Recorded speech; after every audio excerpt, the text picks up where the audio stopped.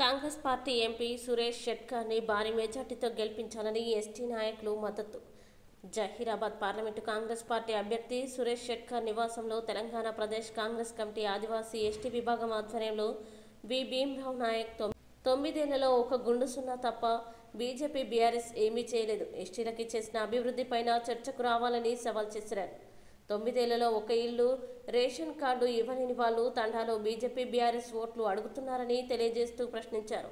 నారాయణఖేడ్ నియోజకవర్గంలో అన్ని తండాల్లో గ్రామాల్లో కాంగ్రెస్ పార్టీకి ఉన్న జనాదరణ చూసి బీఆర్ఎస్ బీజేపీ పార్టీలు కుట్రపూరితంగా బీజేపీ అభ్యర్థికి ఓటు వేసేలా చేస్తున్న ప్రచారం ఎస్సీ ఎస్టీ బీసీ ఓటర్లు నమ్మవద్దని మరియు సంజీవ్ రెడ్డి కంటే ఎక్కువ మెజార్టీతో కాంగ్రెస్ అభ్యర్థికి సురేష్ షెట్కర్ను గెలిపించాలని విజ్ఞప్తి చేస్తూ మరియు బీఆర్ఎస్ బీజేపీ చేస్తున్న కుట్రల్ని వివరించడం జరిగింది. నియోజకవర్గంలో ఉన్న ఎస్టీ నాయకులు కార్యకర్తలందరూ కాంగ్రెస్ పార్టీకి ఓటు వేయాలని విజ్ఞప్తి చేస్తున్నారు. ఈ కార్యక్రమంలో B Bhimarao Naik, TPCC ST cell vice chairman మండల అధ్యక్షులు నెహ్రూ నాయక్, ప్రకాష్ రాథోడ్, యూత్ నాయకులు తుకారాం నాయక్, సురేష్ నాయక్, ఎంపీటీసీలు పాల్గొన్నారు. మధ్యవర్తికం మరియు ఉన్నత వర్గాలు అన్ని ఉన్నాయి కాబట్టి అందరికీ సమానంగా చూడాలంటే ప్రభుత్వ వ్యవస్థలు ఉండాలి, ప్రభుత్వ రంగ సంస్థలు ఉండాలి.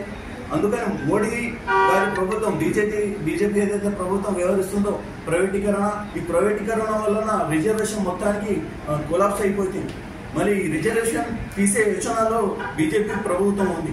అందువలన ఎస్సీ ఎస్టీ మైనార్టీ బీసీ అందరి సోదరులు కూడా మీరు అవేర్నెస్ కావాలి. ఇంకా అవేర్నెస్ అయ్యి కాంగ్రెస్ పార్టీకి ఓటేసి మనం అభివృద్ధి చేసుకుందామని మనం చేస్తూ కాంగ్రెస్ పార్టీకి మద్దతు తెలపాలని డిమాండ్ చేస్తాం. దేశంలో జరుగుతున్న పార్లమెంట్ ఎలక్షన్ జరుగుతుంది. దాంట్లో భాగంగా నేను నారాయణఖేడ్ నియోజకవర్గం నెహ్రూ నాయక్ అని ఎస్టీ సెల్ ప్రెసిడెంట్. అయితే గతంలో 9.5 ఏళ్ళు పాలించిన టీఆర్ఎస్ పార్టీ మా గిరిజనులకు ఎలాంటి ఇది చేయలేదు, ఎలాంటి ఉద్యోగ అవకాశాలు ఇవ్వలేదు. ఇంతకుముందు చేసిన ప్రభుత్వం కాంగ్రెస్ ప్రభుత్వంలోనే ఈరోజు ఆఫీస్లో పోయినా ఏడికి పోయినా కాంగ్రెస్ వల్లనే మా వాళ్ళు ఎంఆర్ఓ కానీ ఎంపీడీఓ కానీ ఆర్డీఓ కానీ ఉన్నారంటే అది ఓన్లీ ఈ ఇందిరాగాంధీ పుణ్యం వల్ల మాకు రిజర్వేషన్ ఉండటం వల్ల. అయితే ఇప్పుడు బీజేపీ ఏదో మందిరాల పేరు చెప్పి ఇంతకుముందు రాముడు లేనట్ల ఇప్పుడు మోడీ వచ్చినప్పుడే రాముడు పుట్టిండు, ఇప్పుడే మందిరం అయిందని చెప్పేసి ఏదైతే ప్రజలకు మా గిరిజనులకు మట్టు పెట్టడం ట్రై చేస్తూ ఇది మంచిది కాదు. మా వాళ్ళ బిడ్డ గిరిజనుల బిడ్డ అర్థం చేసుకోవాలి. ఇలాంటి ప్రభుత్వానికి ఓటేయకూడదు. కాంగ్రెస్ పార్టీకి ఓటేసి సురేష్ షెట్కర్ భారీ మెజార్టీతో గెలిపించాలని గిరిజనులు కోరుకుంటున్నారు. కాంగ్రెస్ పార్టీ ఎస్టీ సెల్ ఆదివాసీ ఆధ్వర్యంలో నారాయణఖేడ్ నియోజకవర్గంలోనూ కాంగ్రెస్ పార్టీ అభ్యర్థి శ్రీ సురేష్ షెట్కర్ గారికి మద్దతుగా గిరిజనులందరూ పూర్తిగా ఓటు వేయాలని చెప్పేసి ప్రెస్ మీట్ పెట్టడం జరిగింది. ఇందులో భాగంగానే నారాయణఖేడ్ నియోజకవర్గంలో అత్యధిక అయితే ఎస్టీ వారు ఉన్నారు కాబట్టి ఇక్కడనే మనం ఎస్టీ ఆధ్వర్యంలో మీటింగ్ ఏర్పాటు చేయడం జరుగుతుంది.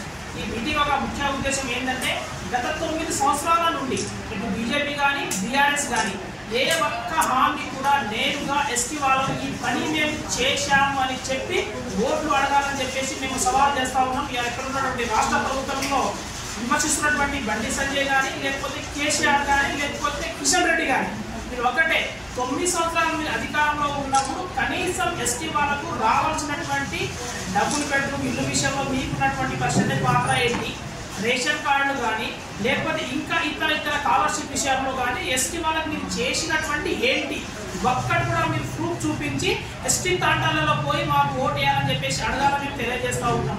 అంతేకాకుండా ఇక్కడ ఉన్నటువంటి నారాయణఖేడ్ నియోజకవర్గంలోని జహీరాబాద్ పార్లమెంట్ పరిధిలో ఉన్నటువంటి 7 నియోజకవర్గాలలో ఎస్టీ వాళ్ళు అత్యధికంగా ఉన్నారు. కానీ మరొక భయభ్రాంతులకు గురి చేస్తూ ఉన్నారు.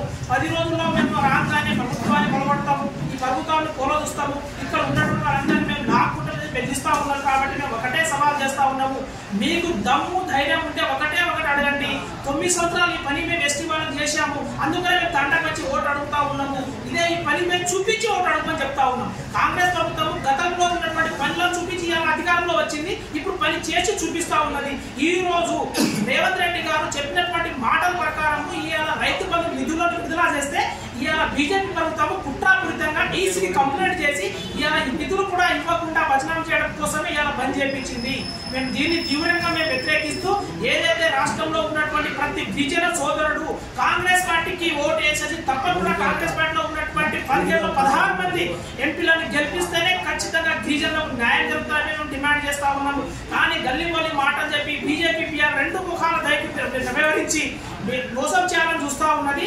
ఆ మోసాన్ని మాత్రం ఖచ్చితంగా పసిగట్టాలి, మనం జాగ్రత్త ఉండాలి. ఇంకొక 5 రోజులు మాత్రమే ఎలక్షన్ ఉన్నాయి కాబట్టి మీరు ఆగం కావద్దు. బీజేపీ ప్రభుత్వానికి మీరు చేస్తున్నటువంటి అయోధ్య కానీ ఇంకో గుళ్ళ పేరు చెప్పి ఓట్లు దాక్కోవాలని చూస్తూ ఉన్నది. దానికి ఎట్టి పరిస్థితుల్లో మీరు గ్రహించకూడదని మేము తెలియజేస్తా ఉన్నాము.